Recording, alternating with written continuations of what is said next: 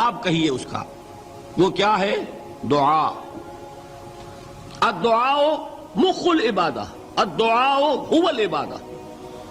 حضور کی یہ دو احادیث بہت سادہ، بہت مختصر۔ دعا ہی عبادت کا جوہر ہے۔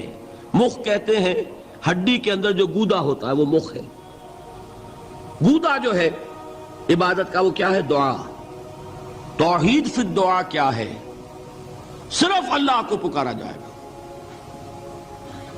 اور شرک فی الدعا، جس کو بھی پکاریں گے آپ مدد کے لیے اس کو آپ نے معبود بنایا ہے، کسے باشد۔ یہ مسئلہ سمجھ لیجئے، لا تدعو مع اللہ احدا، اللہ کے ساتھ کسی کو مت پکارو۔ حضور نے فرمایا کہ جوتی کا تسمہ بھی مانگنا ہو تو اللہ سے مانگو۔ اللہ نے تو دروازہ کھولا ہوا ہے، جو چاہو مانگو، کسی اور سے مت مانگو۔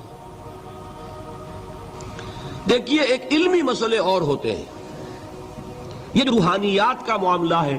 عالم ارواح میں کیا صورت ہے؟ ارواح صرف کہیں اللہ کے پاس کسی کولڈ سٹوریج میں ہے یا اس کا اس دنیا سے بھی کوئی تعلق ہے؟ یہ علمی مسائل ہیں۔ فرض کیجئے اس وقت کوئی ارواح یہاں موجود ہو، فرض کیجئے، میں اس کا انکار نہیں کروں گا، ہو سکتا ہے کہ ہو سکتا ہے کوئی روحانیت والا شخص بتا بھی دے کہ ہاں فلاں کی روح موجود ہے، ہوگی بھائی، اسے نظر آتی ہوگی، ٹھیک ہے۔ یہ بھی ہو سکتا ہے کہ کوئی شیطان جن ہو اور وہ دھوکہ دے رہا ہو کہ میں فلاں کی روح ہوں، ہو سکتا ہے کہ نہیں؟ لیکن یہ بھی ہو سکتا ہے، وہ بھی ہو سکتا ہے، مجھے اس سے بحث نہیں۔ مجھے جس سے بحث ہے وہ یہ ہے کہ مجھے پکارنے کی اجازت نہیں ہے۔ ہوا کرے کسی کی روح موجود ہوا کرے، مجھے میرے رب کی اجازت نہیں ہے کہ میں اسے پکاروں۔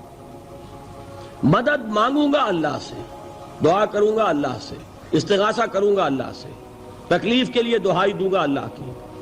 اب اللہ جس سے چاہے کروا دے، کسی روح کو بھیج دے، کسی فرشتے کو بھیج دے، مجھے کیا ہے؟ مجھے آم کھانے ہیں، پیڑ نہیں گننے۔ فلاں روح نے آگے کام کر دیا، کرے بھائی، میرا کام بننا چاہیے۔ اور فرشتہ آ گیا، اس نے کام بنا دیا، کرے، مجھے کیا غرض ہے اس سے، میرا کام بننا چاہیے۔ میرا مسئلہ یہ ہے کہ مجھے پکارنا ہے صرف اللہ۔ اللہ کو اس کی بھی قدرت ہے کسی کو نہ بھیجے، نہ کسی روح کو بھیجے، نہ ملائکہ کو بھیجے، بغیر کسی کے جو چاہے کر دے۔ اللہ کا مرضی ہے، وہ چاہے کسی روح کو بھیج دے، کسی فرشتے کو بھیج دے، مجھے اس سے غرض ہی کوئی نہیں۔ مجھے تو اپنی تکلیف کا دور ہونا مطلوب ہے، اس کے لیے میں پکاروں گا۔ سمجھ رہے؟ دیکھیے میں سادہ ترین کر رہا ہوں مسئلہ۔ عبد القادر جیلانی کی روح یہاں ہے یا نہیں؟ حضور کی روح انور یہاں ہے یا نہیں؟ یہ تو علمی مسئلہ ہو گیا نا۔ یہ فرشتے یہاں ہیں کہ نہیں؟ کوئی اختلاف ہے؟ میں پکار سکتا ہوں اسے کہ بھائی ذرا میرا کام کر دینا ہے؟ یہ کروں گا تو شرک۔ موجود ہیں کرامن کاتبین ہے کہ نہیں؟ موجود ہونا نہ ہونا یہ مسئلہ علمی۔ جو اصل میں شرک سے متعلق مسئلہ ہے وہ یہ ہے کہ پکارنے کی اجازت نہیں۔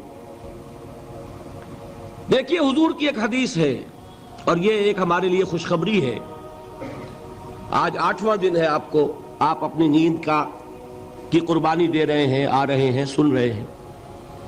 یہ حدیث بھی سن لیجئے، بشارت والی حدیث ہے۔ مجتمع قوم فی بیت من بیوت اللہ، نہیں جمع ہوتے کچھ لوگ اللہ کے گھروں میں سے کسی گھر میں۔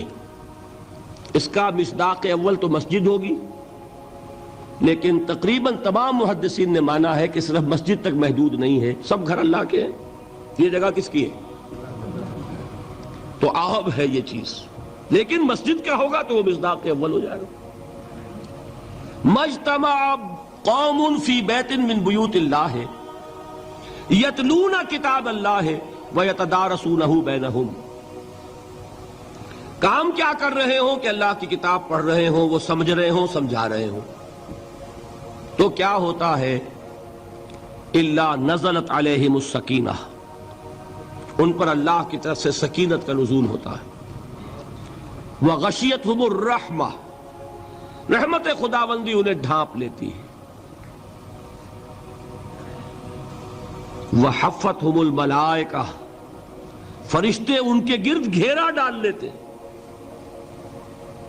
وذکرہم اللہ فی من عندہ، اور اللہ ذکر کرتا ہے ان کا ملائکہ مقربین کی محفل میں۔ دیکھو تم کہتے تھے یہ انسان بڑا گھٹیا ہے، میرے وہ بندے اس وقت میرے گھر میں جمع ہے صرف میرے کلام کو سمجھنے کے لیے،